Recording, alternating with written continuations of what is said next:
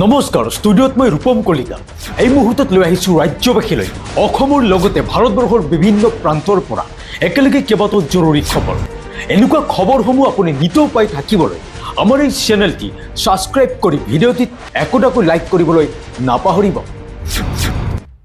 আৰু এই মুহূৰ্তত দিবলৈছোঁ আজিৰ প্ৰথমটো বিগ ব্ৰেকিং নিউজ ৰাজ্যবাসীলৈ পাকিস্তানৰ বাপ যেনেকৈ ভাৰত বাংলাদেশৰ মাই বাপ ভাৰত আৰু এই কথা বাংলাদেশে পাহৰিলে নহ'ব বাংলাদেশে এই মুহূৰ্তত ঘূৰাই ল'ব বিচৰা নাই নিজৰ নাগৰিকক আৰু ভাৰতৰ অবৈধ বাংলাদেশীক ঘূৰাই পঠিয়াবৰ সময়তে বাংলাদেশে খেদাই গুলী চালনা কৰিছে আৰু ইয়াৰ উচিত প্ৰত্যুত্তৰ দিছে ইণ্ডিয়ান আৰ্মীয়ে আৰু ভাৰত বাংলাদেশ সীমান্তত বৰ্তমান সময়ত সেনাৰ মাজত উত্তপ্ত পৰিস্থিতি অব্যাহত আছে জনাই আছো বিগ ব্ৰেকিং নিউজ এই মুহূৰ্তত উত্তপ্ত পৰিস্থিতি ভাৰত বাংলাদেশ বাতৰিটোলৈ মন কৰিব বাংলাদেশে ঘূৰাই নলয় ভাৰতৰ অবৈধ বাংলাদেশী ভাৰত বাংলাদেশ সীমান্তত এতিয়া সেনাৰ মাজত উত্তপ্ত পৰিস্থিতি ভাৰত বাংলাদেশ সীমান্তত সেনাৰ মাজত এতিয়া দেখিবলৈ পোৱা গৈছে উত্তপ্ত পৰিস্থিতি আৰু বাংলাদেশী ঘূৰাই পঠাবলৈ লোৱাৰ সেনাৰ মাজত এতিয়া সীমান্তত লাগিছে গুলীয়াগুলী আৰু ভাৰতত অবৈধভাৱে প্ৰৱেশ কৰা বাংলাদেশীক বাংলাদেশলৈ ঘূৰাই পঠিওৱাৰ সময়তে ঘটে অঘটন আৰু শ শ বাংলাদেশী ওলাই আহি ভাৰতীয় সেনাক বাধা দিয়াৰ চেষ্টা চলাইছে আৰু 14গৰাকী অবৈধ বাংলাদেশীক বাংলাদেশত উভতাই দিয়াক লৈ সৃষ্টি হয় উত্তেজনা আৰু বাংলাদেশৰ মতে ভাৰতে পঠোৱা 14গৰাকী অবৈধ বাংলাদেশী বাংলাদেশৰ নাগৰিক নহয় ইতিমধ্যে সীমান্তত উপস্থিত হৈছে দুয়ো দেশৰে উচ্চ পৰ্যায়ৰ বিষয়া আৰু মানকাছাৰৰ ভাৰত বাংলাদেশ সীমান্তত লাগিছিল দিবলৈছোঁ পৰৱৰ্তী খবৰ এবাৰ হিমন্ত চৰকাৰৰ বিৰুদ্ধে গৰজিল নেমচু প্ৰতিবাৰেই বাংলাদেশীৰ নামত মুছলমানক কিয় লক্ষ্য কৰা হয় বুলি প্ৰশ্ন উত্থাপন কৰে এতিয়া নেমচু বাতৰিটোলৈ মন কৰিব এতিয়া নেমচুৰ ডাঙৰ প্ৰশ্ন হিমন্ত চৰকাৰলৈ প্ৰতিবাৰেই বাংলাদেশীৰ নামত মুছলমানক কিয় লক্ষ্য কৰা হয় চৰকাৰে মুছলমানসকলক বাছি বাছি গ্ৰেপ্তাৰ কৰি আছে আৰু গণতান্ত্ৰিক দেশত সকলোৰে জীয়াই থকাৰ অধিকাৰ আছে কিন্তু বাংলাদেশীৰ নামত মুছলমানক কিয় টাৰ্গেট কৰিছে প্ৰতিবাৰেই বাংলাদেশীৰ নামত মুছলমানক লক্ষ্য কৰে চৰকাৰে আৰু চৰকাৰে মুছলমানক লৈ ৰাজনীতি কৰা বন্ধ কৰক দি ভোটাৰ সমস্যাৰ সমাধান কৰক চৰকাৰে আৰু নথি পত্ৰত নামৰ ভুল থাকিলেই বাংলাদেশী হৈ নাযায় সংখ্যালঘুৰ অধিকাৰ বিচাৰি চৰকাৰৰ বিৰুদ্ধে এনেদৰে গৰজিল নেমচু আৰু এতিয়া দিবলৈছোঁ ৰাজ্যবাসীলৈ অনেক গুৰুত্বপূৰ্ণ খবৰ এইবাৰ পঞ্চায়ত অফিচত আহি বহি থাকিব নোৱাৰিব পৰিয়ালৰ কোনো লোক কোনো অঙহী বঙহী বহি থাকিব নোৱাৰিব আৰু তেওঁলোকৰ ল'ৰা ছোৱালীয়ে হওক কোনোৱে এতিয়া বহি থাকিব নোৱাৰিব পঞ্চায়ত অফিচত আৰু জনতাক এতিয়া নিজেই কৰি দিব লাগিব সদস্যই সকলো কাম কাজ কোনোবা এগৰাকী মহিলা সদস্যই যদি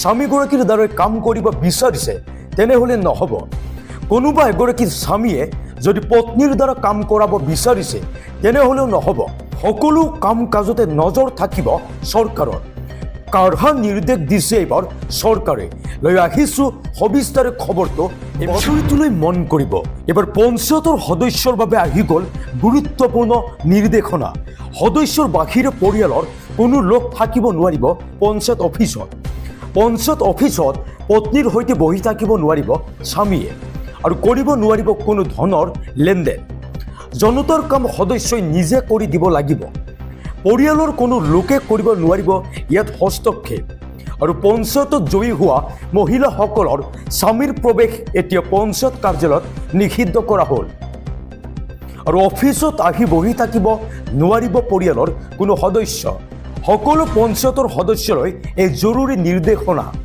পঞ্চায়ত কাৰ্যালয়ত মহিলা প্ৰতিনিধিৰ স্বামীৰ প্ৰৱেশো নিষেধ কৰা হৈছে আৰু স্বামীসকলে পত্নীৰ কাষত আহি হস্তক্ষেপ কৰিবহি নোৱাৰিব মন্ত্ৰী ৰঞ্জিত কুমাৰ দাসৰ এই ডাঙৰ ঘোষণা সদস্যৰ বাহিৰে পৰিয়ালৰ কোনো লোক থাকিব নোৱাৰিব পঞ্চায়ত আৰু এই মুহূৰ্তত আহি পৰিছে মধ্যপ্ৰাচ্যৰ পৰা ৱাৰ ব্ৰেকিং শেহতীয়া খবৰ এইটোৱে যে আমেৰিকাই এইবাৰ ইজৰাইলৰ ওপৰত চকু ট্ৰাম্প আৰু নেতান্যাহুৰ মাজত মতানৈক্য সৃষ্টি হৈছে বুলি জানিব পৰা গৈছে ইজৰাইলৰ ওপৰত এতিয়া ইৰাণে আক্ৰমণ বন্ধ কৰিব লাগে আৰু এই কথা উল্লেখ কৰিছে এতিয়া ডোনাল্ড ট্ৰাম্পে। ডোনাল্ড ট্ৰাম্পৰ এই কথাক সম্পূৰ্ণৰূপে মানি লোৱা নাই ইজৰাইলৰ প্ৰধানমন্ত্ৰী বেঞ্জামিন নেতান্যাহুৱে। এক প্ৰকাৰ নেতান্যাহু আৰু ট্ৰাম্পৰ মাজত এতিয়া মতানৈক্যৰ সৃষ্টি হৈছে। লৈ ৰাখিছোঁ সবিশেষ আৰু এই মুহূৰ্তত জনাই আছোঁ মধ্যপ্ৰাচ্যৰ যুদ্ধ প্ৰেক্ষাপটৰ এক গুৰুত্বপূৰ্ণ খবৰ। ইজৰাইলে ইৰাণৰ ওপৰত আক্ৰমণ বন্ধ কৰক। শেহতীয়াকৈ ট্ৰাম্প আৰু নেতান্যাহুৰ সংযোগে হৈছিল বাৰ্তালাপ আৰু ইৰাণ আৰু গাজাক লৈ চলা আলোচনাত সৃষ্টি হৈছিল তীব্ৰ বিতৰ্কৰ। ইৰাণ পাৰমাণৱিক ৰাষ্ট্ৰ সন্দৰ্ভত একমত নহয় এতিয়া ইজৰাইল আৰু ইয়াৰ পিছতে ট্ৰাম্পে নেতান্যাহুক দিয়ে স্পষ্ট সকিয়নি। ইৰাণৰ সৈতে ইজৰাইলৰ সংঘাত সমাধান হ'ব লাগে। ইজৰাইলে শীঘ্ৰেই যুদ্ধ বন্ধ কৰক। ইৰাণৰ সৈতে আমেৰিকাৰ সম্পৰ্ক ভাল হোৱাটো ইজৰাইলে নিবিচাৰে। ইজৰাইলৰ যুদ্ধ বন্ধ নকৰিলে শীঘ্ৰেই ইৰাণৰ পতন হ'ব।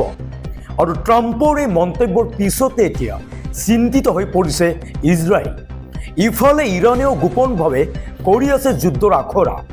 এনে পৰিস্থিতিত পুনৰ অশান্ত হৈ পৰিব পাৰে মধ্যপ্ৰাচ্য। আৰু ইফালে চলি আছে ভাৰত ইজৰাইল বিৰোধী প্ৰতিবাদ। চেন্নাইত পিছুৱাই দিয়া হ'ল ইজৰাইলৰ চলচ্চিত্ৰ মহোৎসৱ আৰু গাজাত ইজৰাইলৰ আক্ৰমণৰ প্ৰতিবাদত লোৱা হৈছে এই গুৰুত্বপূৰ্ণ ডাঙৰ সিদ্ধান্ত। ইজৰাইলৰ বৰ্তমান পৰিস্থিতিক লৈ চিন্তিত হৈ পৰিছে। জীৱলৈছোঁ পৰৱৰ্তী খবৰ। বাতৰিটোলৈ মন কৰিব জনাই আছোঁ গুৰুত্বপূৰ্ণ এক খবৰ।